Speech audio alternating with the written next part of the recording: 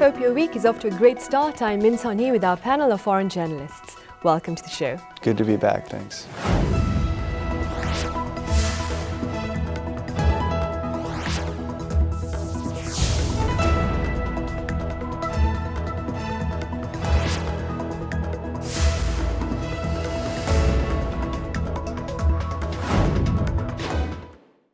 Now, today we are here at the National Library of Korea, just in time for a glimpse at an exhibition to commemorate the hosting of next year's PyeongChang Winter Olympics. Now, the exhibition traces the history of the Winter Games, the first one in Chamonix in 1924 to the one that's going to be held next year in PyeongChang. What, Frank, are your thoughts about this exhibition? I think it's great to have something like this to promote the Games and give everyone here in South Korea a little bit of historical context, for sure. And I think we'll see more interest in the Games with promotional sort of informative exhibitions like this around Seoul and around the country.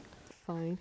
Well, we have started counting down the 100 days to the PyeongChang Winter Olympic Games. Now, preparations are well underway with athletes devoted to final training sessions, organizers working to ensure a successful event, and the government here seeking to ensure better promotion for the upcoming Winter Games. We have details in our first report. The 2018 PyeongChang Winter Olympic Games will be held in 100 days. PyeongChang is now focusing on its preparations for a successful event, which will include athletes from more than 90 countries competing against each other. The construction of the 12 venues, in which state-of-the-art technology has been applied, is now 98% complete. During the final test event in particular, the venues were highly praised by world athletes and the IOC, further fueling expectations of the upcoming Winter Olympics. I'm excited. The pipe's good, so I think next year it'll be really exciting to be here. As athletes and visitors from parts of the world are slated to come together, organizers are putting together the best law enforcement personnel, firefighters, as well as ski and snowmobile rapid response teams to ensure the highest level of safety. 대한민국 경찰이 선수단과 방문객의 안전을 완벽하게 지켜내야 합니다. In addition, automatic translation and interpretation technology to overcome the language barriers, 5G network and other advanced high-tech services are being made ready in a smooth fashion. Meanwhile, promotional activities are being held to build up the excitement of the PyeongChang Winter Olympic Games. In order to raise public interest, the national team athletes themselves took part in promoting the Games. President Moon Jae-in, an honorary ambassador, also appeared in the promotional video to help spread the Olympic fever. Meanwhile, with the Olympic torch being lit on October 24th in Greece, the countdown to the PyeongChang Winter Olympic Games has officially begun. The PyeongChang Winter Olympic Games is right around the corner. With the slogan "Passion Connected," everyone is hoping for success in the PyeongChang Winter Olympic Games. Frank, have you covered any stories regarding preparations for the PyeongChang Winter Games? Sure, I have. I covered some preparatory events. I think a freestyle skiing event out in PyeongChang, where they have, it's a very high-level event, World Cup ski level event, and I covered that for beIN Sport. It's Al Jazeera Sports Network, and got out there and saw, you know, it's kind of a measuring stick for South Korea to become prepared to hold an event of that scope, and for the people that are involved in freestyle skiing to be reassured that South Korea is ready for the event. Right, like I said in the report, they got quite great reviews, that is, about the venues. Fred, have you covered the event for the French audience? I did. Last year I covered the opening of, the name was Cheongsong, you know, this very large ski course that they opened. That was interesting. I went there. And most recently, I mean, we'll talk more about that later, but as you know, the French Minister of Sport mentioned the safety and the security of the game. So I wrote a lot of pieces explaining the issue and maybe explaining to French audience that so far Korea is very safe. Right, So and we'll get back to that in the second part of the program. Elise, what might be of interest to foreign audiences regarding these games? If you were supposed to cover a story, what would you focus on? Well, I can tell you what I'm going to be tasked with focusing on, which is North Korea, because even though it's still up in the air as to whether North Korea is going to participate, they are the sort of big unanswered question surrounding these games, and it's affecting parties and lots of events around it already. And it could affect participation as well because of sort of the growing tensions being stoked by both the American and North Korean sides here. We'll get that into North Korea's provocations as well in the second half of the program. Frank, public interest in the Games were quite high in the year 2011 when PyeongChang was selected as the venue for the 2018 Games. However, following the Choi Soon-sil scandal and news of her involvement in the Games, public interest has been dwindling. Do you share these views? Well, not exactly. I was at the ceremony in PyeongChang when it was awarded. Park Geun-hye was there, and when they made the announcement awarding PyeongChang, and it was really tremendous to see South Korea again taking a prominent place on the world stage and being awarded these PyeongChang Olympics. I think it's to be expected that there would be some type of dampening of public sentiment toward the event, given what's gone on in government. But we're still 100 days out. And that's enough time. I think, promoting the Olympic Games is something you should end load. Your spend should be closer to the actual event in terms of promoting it. That's when people are going to think, oh, what events do I want to see? What tickets should I buy? I think that's going to be probably South Korea's strategy, and we'll see that. I think the tickets will sell out, and you'll see lots of people at the venues to watch these games. I used to love this, this Korean drama named Reply 1988, where they show, you can feel the enthusiasm, the amazing, like the fervor related to the first summer game in Seoul. And of course, like 30 years later, you cannot find the same enthusiasm, but I think that's okay. I think it's a sign of maturity. I mean, Korea doesn't have anything to prove anymore, so I think that's totally fine if Koreans maybe don't show externally the same kind of passion that they did 30 years ago. Now, Frank, you spoke about ticket sales. A recent survey showed that while 66% of Koreans hope for a successful event, only 7 out of 100 spoke of plans to actually buy a ticket and to go see the Games. Elise, how might organizers work to perhaps raise the number of potential spectators to the Games next year? I wouldn't necessarily worry about that right now because, as we've seen from Korean culture, there's a real tendency to do things just right when you need them, right? Or buy things right before you actually need them. And so just because only 7 out of 100 tickets have been sold or are available or whatever right now, I think is not a measure of what's going to be the case on February 5th, just days before the Olympics actually start. And if you analyze those numbers a little bit, 7 out of 100 in Korean population, that's 3 million people. That's a lot of tickets. Well, so Korea is slated to host a large number of foreign guests next year. What perhaps might be some ways to ensure to better accommodate these foreign guests to the country? I mean, so far Korea showed many times that they're really good to organize international sport events. So I'm really not worried. I'm sure it will be top notch. I'm sure the organization will be perfect. I mean, all the events I participate as a participant or as a journalist were always perfectly organized. So I'm not very worried. The only thing I heard is that maybe there is an accommodation problem, that there won't be enough rooms or hotels available. But we'll see, and I'm sure the solutions will be found. I'm not very worried. Elise, what about you? I think the choke points that have always been problems for foreigners in Korea need to be addressed, and that has to do with not enough English language. So that's not enough English language on signs and spoken among people like ticket salespeople at KTX. cab drivers, places where people are actually going to interact and need services and might not be able to speak Korean, most likely won't be able to speak Korean, those choke points really need to be addressed. I think things have improved within the last few years that I've lived here, but there's going to be a real flood of people from all over the world, and I don't know that there's enough, English available in a lot of places where they're going to interact with. So better efforts to deal with the language barrier then. Yeah. I'm not that worried about it at all. I mean, South Koreans in the street can be pretty friendly. Yeah. And if you're walking around and you're a foreigner and you just ask somebody in the street, they might try to help you, even though there'll be language barriers. And I have seen a lot of the tourist information people there in Hongdae, they're in Itaewon. They're probably going to be out in force. And usually when I see them, there's a couple of people standing around without much to do.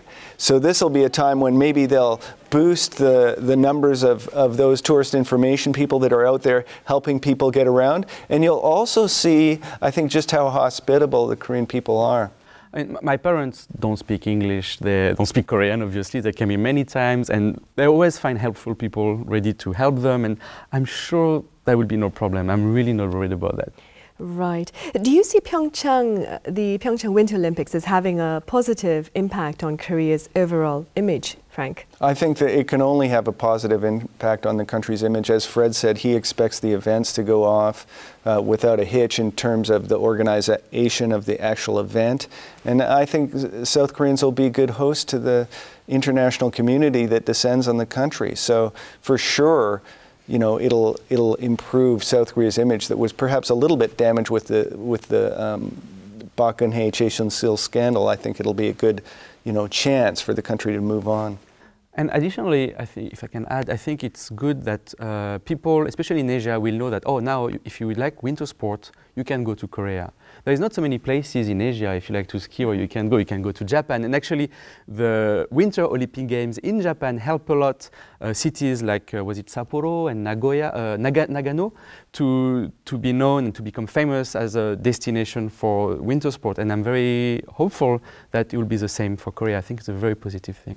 I've skied here a couple of times, and the slopes are pretty well organized. I grew up in Vancouver, which is right near Whistler, and a bunch of ski areas, and skied quite a bit as a youth. And I felt that the ski resorts here were really well organized, and I didn't have to wait in line as long for a lift as I do at Whistler or Blackcomb or Grouse Mountain, where I'm from. I see. Right, well, in this next report, we take a look at some of the tasks that need to be tackled to ensure a successful event next year. Many are hoping for success in the PyeongChang Winter Olympic Games. However, there are several obstacles on the road to success. The biggest problem is the repeated North Korean provocations. North Korea conducted 10 missile launches this year, including a pair of ICBMs, and conducted its 6th nuclear test in September.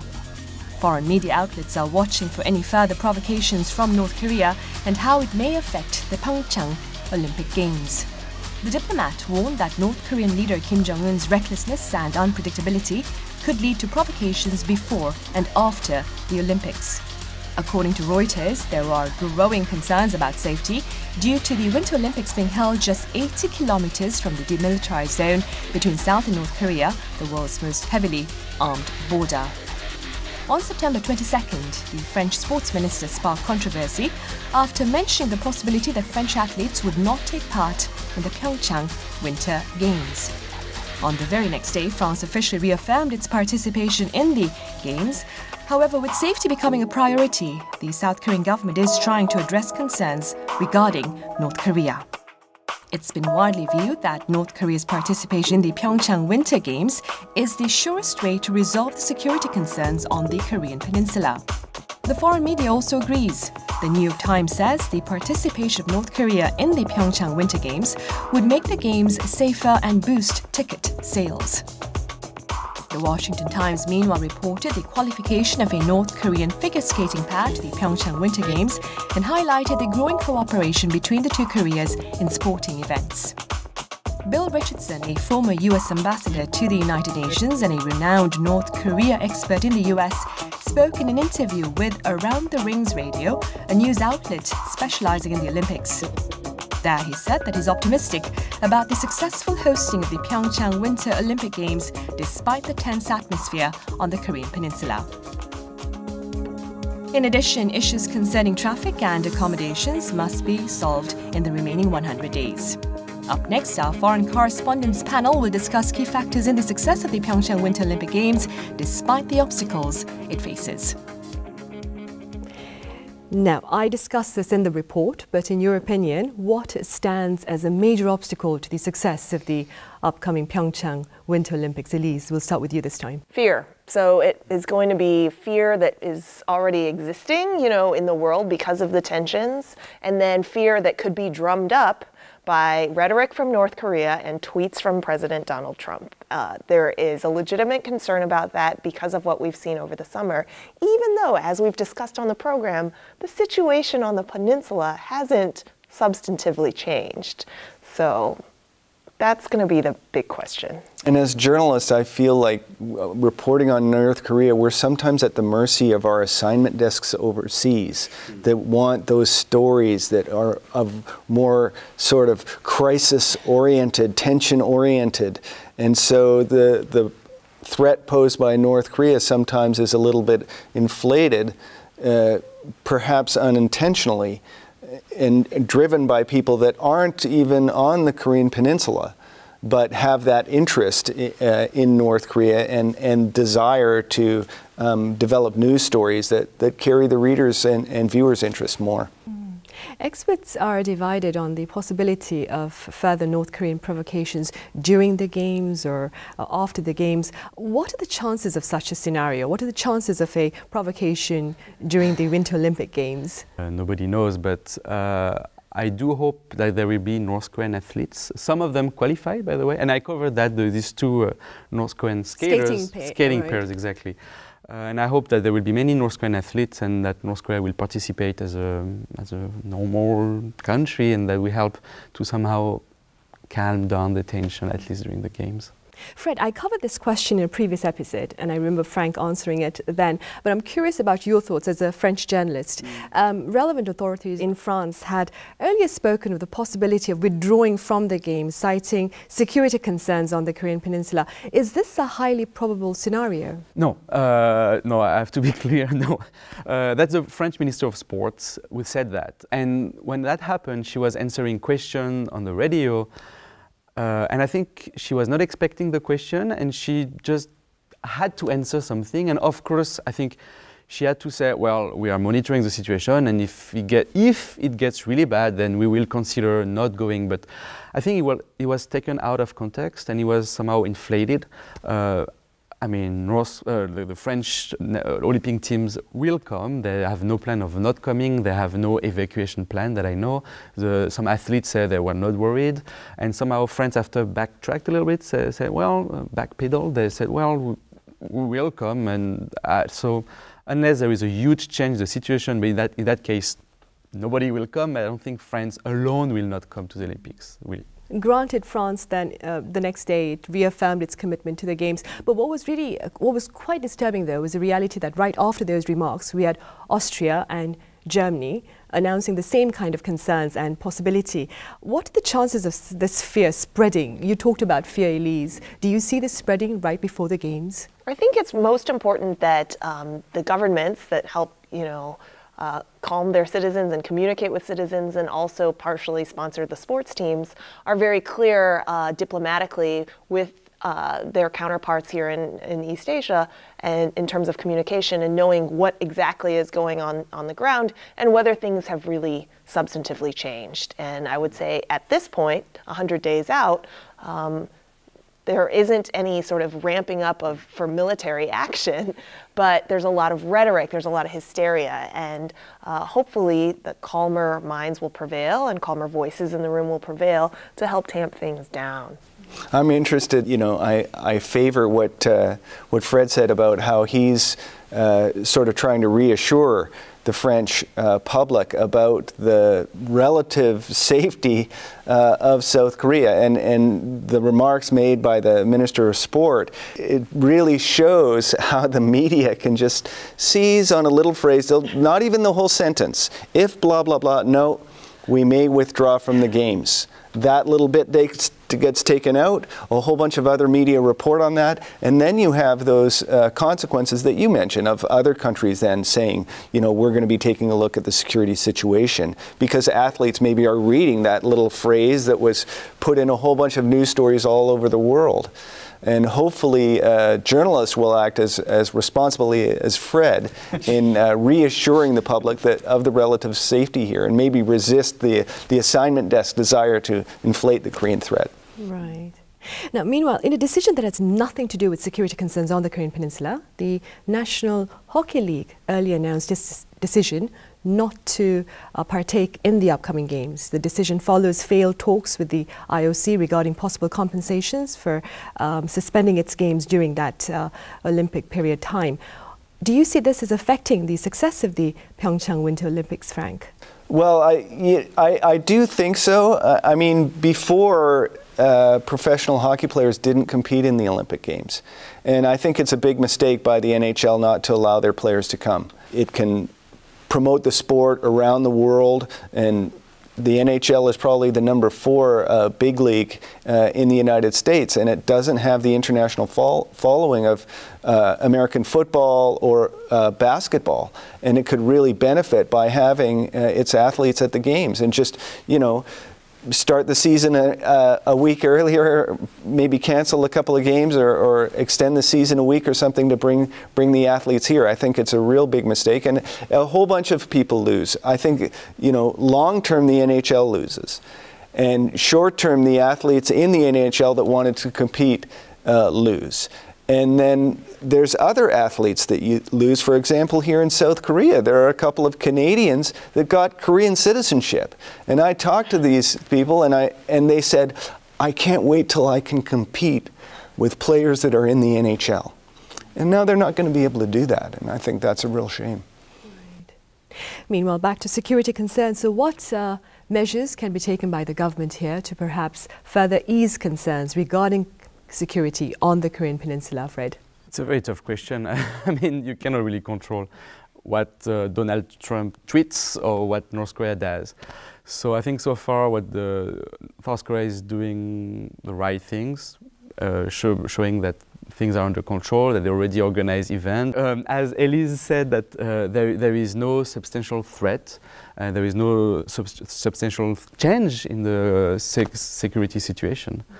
Right, like I mentioned, we're counting down the 100 days to the PyeongChang Winter Olympic Games. Elise, what are some other ways to perhaps better promote the upcoming games?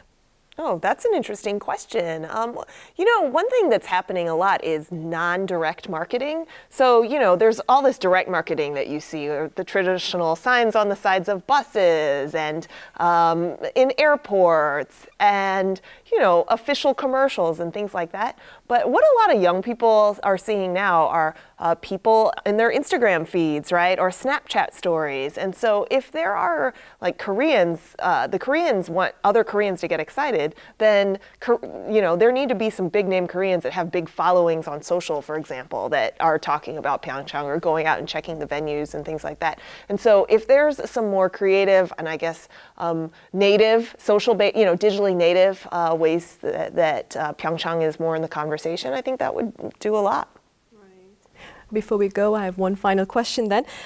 Perhaps you can give the organizing committee a few words of support, or moral support that is, for the upcoming games next year. Frank, we'll start with you. Well, I just wanted to add to Elise's about how they could promote the games more. And I agree, get some famous people out there. One of the things that I see in this exhibit that I might like to see out in the streets of Seoul is some snow.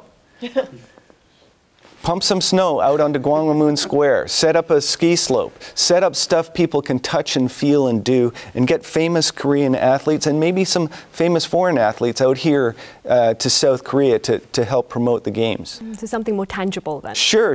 Maybe that's my little girl speaking through me. What I would like to see as a promotional event, I mean, Korea is a very connected country. The motto is patient, connected.